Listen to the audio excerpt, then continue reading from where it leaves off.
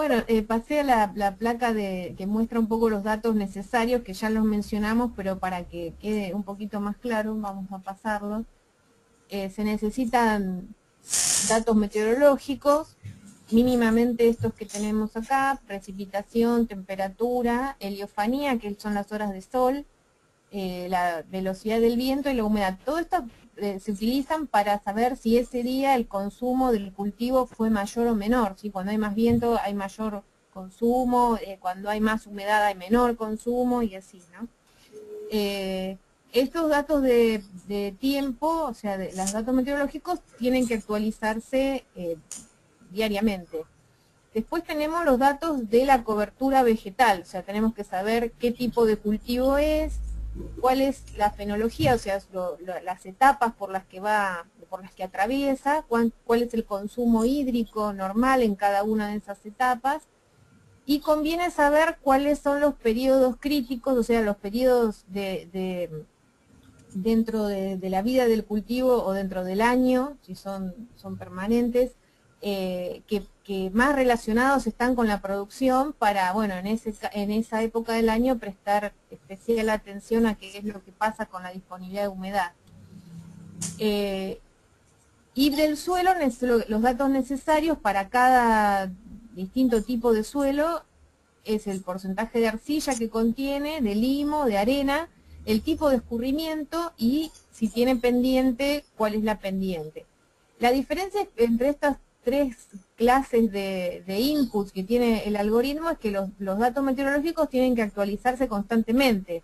Los datos fenológicos solamente cambian si uno cambia el uso del suelo, o sea, si antes tenía un cultivo y después lo reemplaza por otro, o en la Argentina que se hacen rotaciones, ¿no? Entonces uno tiene primero un maíz y a la otra campaña hace trigo y soja de segundo, y todo el tiempo los datos fenológicos van cambiando porque cambia el uso del suelo. Solo en ese caso cambiarían, si no serían constantes, digamos. Y el tipo de suelo también es un análisis que se hace una sola vez y se determinan estas constantes para el suelo y no se vuelve a repetir el análisis. O sea, si se trata de una cobertura permanente y ya se hizo el estudio de suelo, el único input diario que necesita el algoritmo son las variables meteorológicas y nada más.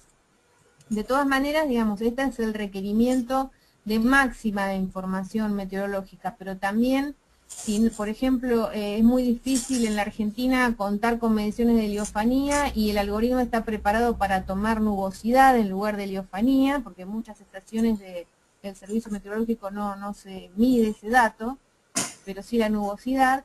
Incluso también hay una opción de hacerlo solamente con un pluviómetro, o sea, con medición de precipitación, y tomando la evapotranspiración del cultivo estimada en función de las variables meteorológicas de una estación cercana, que no está en el establecimiento, pero se considera que los datos de temperatura, heliofanía, viento, humedad son similares o comparables con los que podrían haberse medido en el establecimiento. O sea que lo que permite, es bastante flexible, digamos, el algoritmo.